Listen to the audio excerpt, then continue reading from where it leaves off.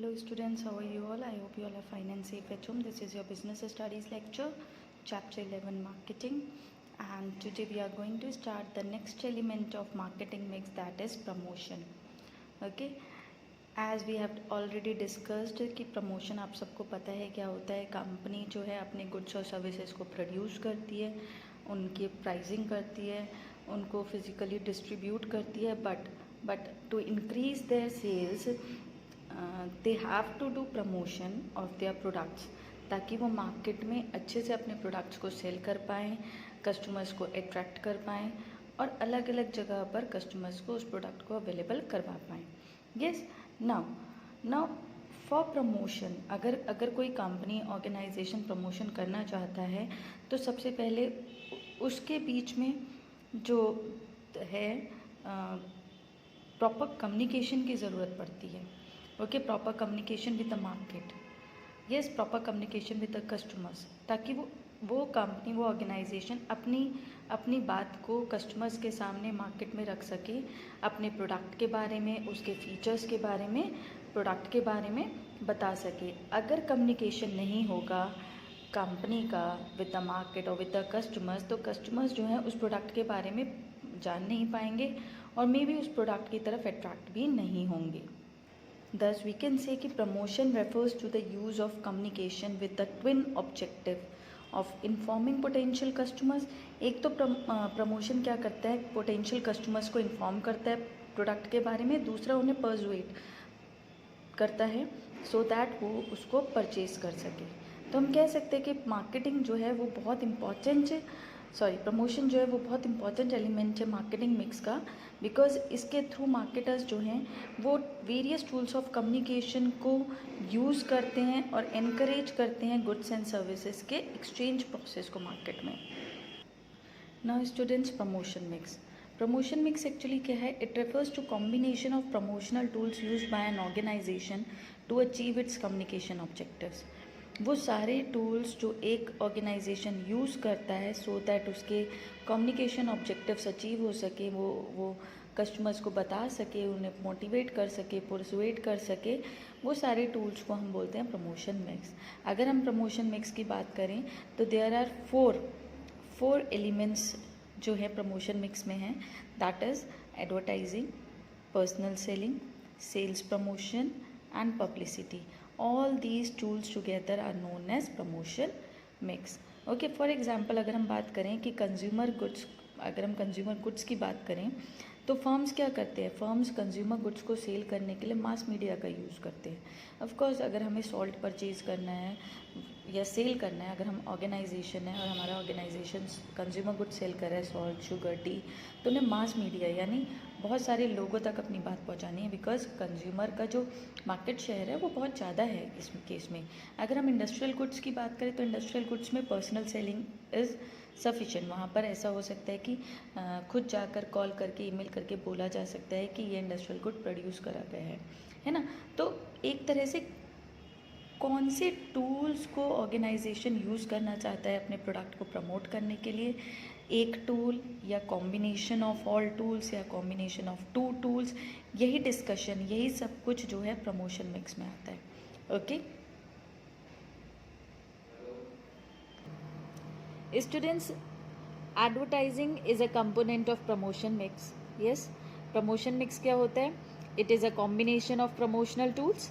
Yes, जब कोई organisation अपने ऑब्जेक्टिव्स को अचीव करने के लिए, अपनी सेल्स को इंक्रीज़ करने के लिए, प्रॉफिट को इंक्रीज़ करने के लिए जब वेरियस टूल्स का, प्रमोशनल टूल्स का यूज़ करता है और अलग अलग टूल्स का यूज़ करता है, then that is known as promotion mix. Yes, promotion mix के 4 कंपोनेंट्स हैं: advertising, personal selling, sales promotion and publicity. So the very first component is advertising. Today I am going to discuss first component, that is advertising. Advertising आपको पता है, you all know what is advertisement. आप लोग देखते हो generally normal daily life में अब different advertisements अपने टेलीविज़न के थ्रू, फोन्स के थ्रू, इंटरनेट पर, लैपटॉप पर, रेडियोज़ पर भी हम लोग सुनते हैं. यस, एडवर्टाइजिंग बेसिकली क्या होती है? ये एक तरह से कम्युनिकेशन का तरीका है. प्रमोशनल मिक्स जो है, जितने भी प्रमोशनल टूल्स हैं वो बेसिकली यूज़ होते हैं क्योंकि ऑर्गेनाइजेशन अपने मैसेज को कम्युनिकेट करना चाहता है कस्टमर्स को, ताकि कस्टमर्स अट्रैक्ट हो, परसुएड हो प्रोडक्ट को परचेज करने के लिए। यस, तो सिमिलरली एडवर्टाइजिंग की अगर हम बात करें तो ये मैसेजेस देना है कस्टमर्स को। क्या मैसेज देना है? About the product, about the quality of the product, about the may be sometimes price of the product as well, and features of the product. Various types of advertisements are being seen by you every day in your life. Few examples are given here: toilet soaps, detergent powders, soft drinks, services such as hotels, insurance policies, etc. Yes, ये हम लोग देखते हैं रोज. Now advertising is the most common tool of promotion. सबसे common tool जो है students, that is advertising. promotion का सबसे common tool जो हर organization use करता है. It is an impersonal form. Impersonal means यहाँ पर ऑर्गेनाइजेशन और कस्टमर आपस में मिलते नहीं है, पर्सनल कॉन्टेक्ट नहीं होता, impersonal, which is paid for by the marketers to promote some goods और सर्विसेज. ऑर्गेनाइजेशन या तो मार्केटर्स को हायर करता है, स्पॉन्सर्स को, जो गुड्स और सर्विसेज को प्रमोट करते हैं. Yes, most common mode of advertising are, किसके थ्रू एडवर्टाइजिंग की जाती है? न्यूज़पेपर्स के थ्रू, मैगजीन्स के थ्रू, टेलीविजन के थ्रू, रेडियो के थ्रू, और आजकल तो आप लोग अपने फ़ोन्स पर इंटरनेट जब ऑन करते हो तब भी आप लोग वहाँ पर एडवर्टीजमेंट्स देखते हो. तो आज के टाइम पर अगर हम बात करें तो फ़ोन्स पर भी हम लोग एडवर्टीजमेंट देख सकते हैं. Yes, now what are the features of advertising? Features की बात करें, पेड फॉर्म है. ऑफकोर्स एडवर्टीजमेंट अगर कोई ऑर्गेनाइजेशन कराता है तो उसको पेमेंट करनी पड़ती है जो भी मार्केटर है या स्पॉन्सर है. यस, क्योंकि वो कस्टमर्स तक कम्युनिकेट कर रहा है प्रोडक्ट के बारे में, that's why. Next feature is impersonality. Impersonality, no direct contact, no direct face to face contact between the prospect. Prospect कौन है? ये customer and the advertiser.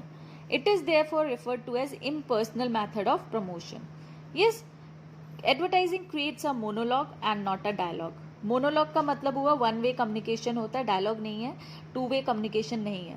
Advertising monologue है. इट मीन्स सामने वाला एडवर्टीजमेंट के थ्रू आपको प्रोडक्ट के बारे में बता रहा है, आप नहीं बोल सकते, है ना, आप सिर्फ सुन रहे हो. Third feature is identified sponsor. Advertising जो है वो कोई ना कोई आइडेंटिफाइड इंडिविजुअल या आइडेंटिफाइड कंपनी करती है जो एडवर्टाइजिंग कर सकते हैं, एडवर्टाइजिंग एफर्ट करते हैं, एडवर्टाइजिंग की कॉस्ट को बेयर भी कर सकते हैं. ऐसे लोग ही एडवर्टाइजिंग को कर पाते हैं. अगर मैं कहूँ एक नॉर्मल सी कंपनी है लोकल आपके मार्केट में, नॉर्मल कोई शॉपकीपर है, तो वो एडवर्टाइजिंग बड़े लेवल पर नहीं कर पाएगा क्योंकि वो उसकी कॉस्ट को बेयर भी नहीं कर सकता. तो जितने आइडेंटिफाइड मीन्स जितने, अगर हम नॉर्मल बात करें तो जिनके पास हम कह सकते हैं कॉस्ट को बेयर करने की सुविधा है, कॉस्ट बेयर कर सकता है, वही एडवर्टाइजमेंट कर पाती हैं कंपनीज और organisations. Now what are the merits of advertising? Advertising के मेरिट्स क्या है? मास रीच है, ऑफकोर्स नंबर ऑफ पीपल पर के पास over a vast geographical area जो है एडवर्टीजमेंट के थ्रू कम्युनिकेट किया जा सकता है प्रोडक्ट के बारे में. Enhancing customer satisfaction and confidence. जब कस्टमर एडवर्टीजमेंट देखता है न्यूज़पेपर में, मैगजीन में, टेलीविजन पर, तो उसको सेटिस्फैक्शन मिलता है और वो कॉन्फिडेंट हो जाता है कि मेरी प्रोडक्ट जो है वो राइट चॉइस है, मेरा प्रोडक्ट की क्वालिटी अच्छी है, और उसका सेटिस्फैक्शन लेवल और इंक्रीज हो जाता है. एक्सप्रेसिवनेस. एडवर्टीजमेंट जो है प्रोडक्ट को और अच्छे तरह से एक्सप्रेस कर सकता है. आज के टाइम पर अगर हम बात करें तो बहुत ज़्यादा डेवलपमेंट हो चुका है आर्ट्स में, कंप्यूटर डिज़ाइंस और ग्राफिक्स में, और एडवर्टाइजिंग में इन सब को यूज़ किया जाता है. चाहे वो आप टेलीविज़न पर एडवर्टीजमेंट देख रहे हो, स्पेशल इफ़ेक्ट्स का यूज़ किया जाता है. सिंपल प्रोडक्ट को भी बहुत अच्छी तरह से और बहुत अच्छे अच्छे मैसेजेस के साथ, अट्रैक्टिवनेस के साथ प्रेजेंट किया जाता है ताकि कस्टमर्स अट्रैक्ट हो. Next advertisement is economy. Advertising जो है वो बहुत इकोनॉमिकल मोड है. इकोनॉमिकल का मतलब है कि एक तरह से चीप पड़ता है. क्यों चीप होता है? Because large number of people पर एक साथ पहुंचता है. कॉस्ट भले ही ज़्यादा लगती हो लेकिन जोग्राफिकल एरिया जो है कवर अप बहुत ज़्यादा करता है, तो हम कह सकते हैं इकोनॉमिकल मोड है क्योंकि वाइड रीच है. ओवरऑल कॉस्ट जो है एडवर्टाइजिंग की वो स्प्रेड हो जाती है. अगर सिर्फ एक एक स्टेट में अलग अलग पैसे देकर एडवर्टाइजिंग करवाई जाए तो बहुत कॉस्टली पड़ेगा, और एक एडवर्टीजमेंट बनाकर टीवी के थ्रू, मास मीडिया के थ्रू सब तक पहुंचा दिया जाए तो वो बहुत इकोनॉमिकल पड़ता है. और जिससे क्या होता है, per unit cost of reach का मतलब कस्टमर. एक कस्टमर तक पहुंचने की जो कॉस्ट है एडवर्टीजमेंट की वो बहुत कम हो जाती है। What are the limitations of advertising? Advertising की लिमिटेशंस क्या है? Less forceful. क्यों लेस फोर्सफुल है? क्योंकि इम्पर्सनल फॉर्म है, यानी कि हम टेलीविज़न पर देखते हैं एडवर्टीजमेंट, सेटिस्फाइड हुए तो ठीक है, लगा हाँ ठीक होगा, लेकिन हमें कोई फोर्सफुली प्रेशराइज नहीं कर सकता कि हम उस प्रोडक्ट को परचेज ही करें। और कई बार ऐसा भी होता है कि हम उस मैसेज पर अटेंशन ही ना दें, तो कंपल्शन नहीं है कि हम उसे परचेज करेंगे ही करेंगे। Lack of feedback, organisations, marketers जो है फीडबैक नहीं ले पाते हैं, इवेलुएट नहीं कर पाते हैं प्रोडक्ट की क्वालिटी को लेकर, प्रोडक्ट के बारे में, तो बहुत डिफ़िकल्ट हो जाता है इफ़ेक्टिवनेस को इवेलुएट करना मार्केटर के लिए, क्योंकि फीडबैक का मैकेनिज़्म जो है वो इमीडिएट और एक्यूरेट नहीं है। इनफ्लेक्सिबिलिटी, एडवर्टाइजिंग जो है वो लेस फ्लेक्सिबल है। क्यों? क्योंकि यहाँ पर मैसेज जो है स्टैंडर्डाइज्ड होता है, कस्टमर के अकॉर्डिंग मैसेज को चेंज नहीं किया जाता है ना। इट मीन्स ये एक्सपेक्ट करती है कंपनी कि वो जो मैसेज दे रही है वो हर इनकम ग्रुप, हर तरह के कस्टमर पर सूट करेगा, जबकि एक्चुअली में ऐसा नहीं होता है। लो इफेक्टिवनेस, एडवर्टाइजिंग की वॉल्यूम तो बहुत ज़्यादा एक्सपेंड होती है, लेकिन एडवर्टाइजिंग कितने लोगों ने सुनी ये नहीं पता होता है, जिससे हम कहते हैं कि एडवर्टाइजिंग की इफेक्टिवनेस कम है। बिकॉज मैसेज तो मैसेज की रीच तो है, बट कितने लोग उसे ध्यान से सुन रहे हैं ये नहीं पता है, तो हम कह सकते हैं कि low effectiveness. Okay, so these are the limitations of advertising, students. So this is all for today. Thank you and have a nice day.